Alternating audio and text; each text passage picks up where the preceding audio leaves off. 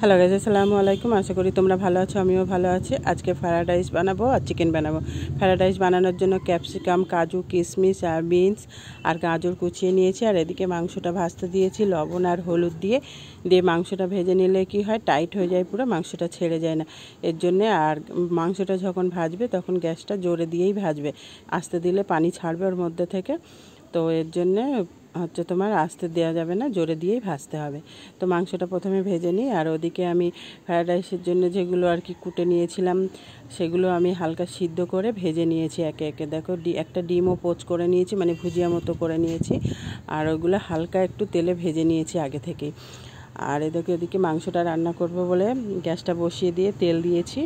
তেল দেওয়া হয়ে গেছে, তেলটা গরম হলে একটা তেজপাতা দিয়ে নেব, তেজপাতা দিয়ে নেব। আর তো মাংসটা বানাবার জন্য কি কি মশলা বেটে নিয়েছি সেটা তোমাদের সঙ্গে দেখাই, বলে দিই।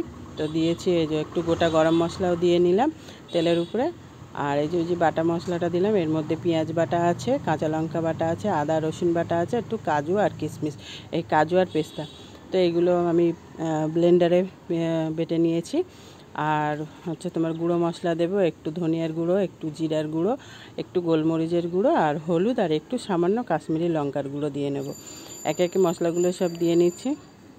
তো একটু হলুদ দিয়ে নেব অল্প করে। আর এই যে কাশ্মীরি লঙ্কার গুঁড়ো দেবো কালার হওয়ার জন্যে, কারণ এর মধ্যে আমি কাঁচা লঙ্কা বাটা দিয়েছি। আর কোনো রকম মানে লাল লঙ্কার ঝালটা দেব না, শুধু মানে কালার করার জন্য একটু গুঁড়ো লঙ্কা মানে কাশ্মীরি লঙ্কার গুঁড়ো দিয়েছি। দিয়ে এই মশলাটা ভালো করে কষিয়ে নেবো। এই পানিটা দিয়ে মশলাটা কষিয়ে নিতে হবে। ভালো করে কষিয়ে নেওয়ার পরে তারপরে আমি মাংসটা ঢেলে দেবো এর মধ্যে। তো এই যে মাংসটা কষছে। আর ওদিকে আমি মানে ফ্রায়েড রাইস বানানোর জন্য আমি পানিটা বসিয়ে দিয়েছি গ্যাসের মধ্যে। বসিয়ে দিয়ে এই যে বাদামগুলো, গোটা কাজু বাদাম আছে, সেগুলোকে ভেঙে দুভাগ করে নিচ্ছি। নিয়ে তারপরে দেখো এদিকে তোমার ঝোলটা কষছে। মশলাটা যে কষতে দিয়েছি কষা হয়ে গেলে এর মধ্যে আমি মাংস ঢেলে দেব। তো এই যে কষানো প্রায় হয়ে গেছে, একটু নেড়ে দেব। নেড়ে দেওয়ার পরে তারপরে আমি মাংসটা ঢেলে দেব, ভাজা মাংসটা। এইভাবে মাংস রান্না করলে ছেড়ে যায় না, হ্যাঁ, মানে খুব ভালো লাগে এইভাবে মাংস রান্না করলে। দেখো আমি কত অল্প মশলার মধ্যে এই মাংসটা রান্না করছি। আর কোনো রকম আর মানে গরম মশলা গুঁড়ো বা কিছু ব্যবহার করব না। প্রথমেই একটু গোটা গরম মশলা দিয়ে নিয়েছি, আর কিছু দিতে হবে না এর মধ্যে। তো দেখো ওদিকে আমি বসিয়ে দিয়েছি ফ্রায়েড রাইসের জন্য পানিটা। আর এদিকে মাংসটা হচ্ছে, আর বাদামটাও আমার রেডি হয়ে গেছে। যা যা আর কি ফ্রায়েড রাইসের জন্য লাগে সব গোছানো হয়ে গেছে। আর এদিকে দেখো মাংসটা প্রায় আমার হয়ে গেছে। এটা এই পানিটা দিয়ে মাংসটা কষিয়ে নেব, তারপরে আবার পানি দেব। তো লবণটা চেখে নিয়েছি, লবণটা কম আছে, ওই জন্য আবার লবণটা দিয়ে নিলাম। দিয়ে আবারও একটু ভালো করে নেড়ে দেব। নেড়ে দিয়ে তারপরে ঝোলটা দিয়ে নেব। বেশি ঝোল দেওয়া মানে রাখবো না, একদম কষা কষা করব। ফ্রায়েড রাইসের সঙ্গে কষা কষাই মাংস বেশি ভালো লাগে, ওর জন্য। তো আর একটু কষিয়ে নিয়ে তারপরে আমি আরও একটু পানি দেব, দিয়ে তাহলে মাংসটা ভালো মতো সিদ্ধ হয়ে যাবে। তো দেখো এইভাবে কষিয়ে নিয়েছি, এবারে একটু পানি দিয়ে নেব।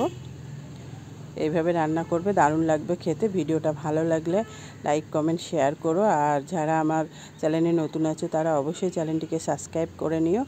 আর তোমরা ভিডিওটা ঠিক মতন দেখছো না, আমরা নতুন ইউটিউবার, আমাদের ভিডিও যদি না তোমরা দেখো তাহলে আমরা কি করে এগিয়ে যাব। তো দেখো আমার মাংসটা রান্না হয়ে গেছে। আর এদিকে বললাম যে ভাতটা বসিয়ে দিয়েছি, ভাতটা বসিয়েছি বাসমতি রাইসের, আমি ফ্রায়েড রাইস বানাবো। আর তো এগুলো দেখিয়ে নিচ্ছি, এই যে কাজু কিশমিশ সব রেডি করা আছে, এই যে ঘিও রেডি করা আছে। 1 কিলো চাল এটা।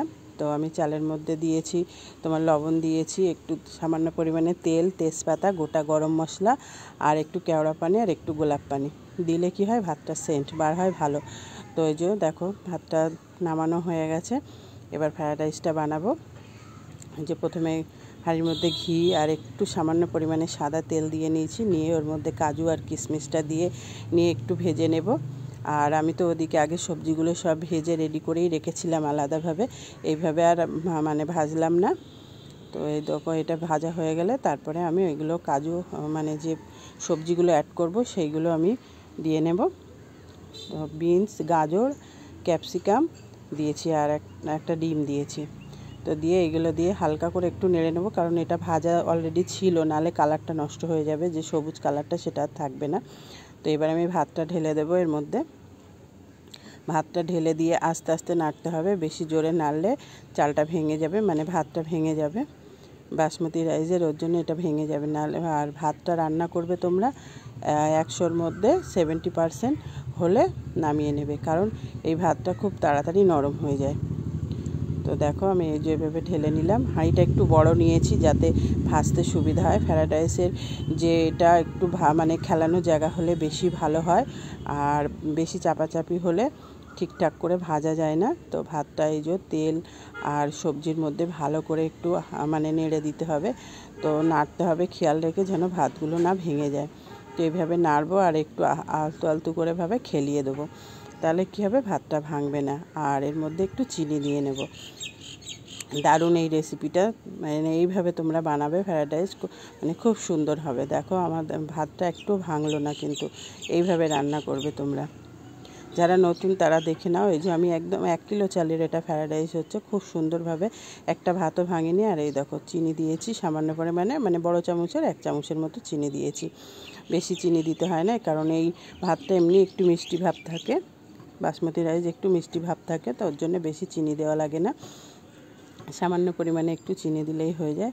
তো চিনিটা দেওয়ার এই কারণে যে ভাতটা আরও সফট হবে, মানে ভিতর থেকে নরম, যদিও একটু শক্ত থাকে, তো চিনি দেওয়ার কারণে ভাতটা একটু নরম হয়ে যাবে এর কারণে। আর এইভাবে আলতুভাবে হালকা আঁচে মানে এইভাবে ভেজে নিতে হবে। ভেজে নিয়ে হালকা আঁচ রেখে একটু ঢাকনা দিয়ে ঢেকে রাখবে। ভাতগুলো খুব সুন্দর, মানে বিরিয়ানির ভাতের মতো ঠিক খাড়া খাড়া হয়ে যাবে। দেখো এই যে, আর একটু ঘির কৌটোটা উল্টে দিয়েছিলাম, ঘি ছিল ওর মধ্যে। তো ব্লগটা অনেকটাই বড় হয়ে গেছে, সবাই ভিডিওটা দেখো, সবাইকে অনুরোধ রইল। দারুণ হয়েছে আজকের রেসিপিগুলো। তো দেখো কেমন হয়েছে, এই আমি একটু দেখিয়ে দিই। এই দেখো ভাতগুলো একটুও ভাঙেনি, পুরো ঝরঝরা। আজকের ব্লগটা এই পর্যন্ত ছিল। খোদা হাফেজ। আবারও নতুন ভিডিও নিয়ে আসবো।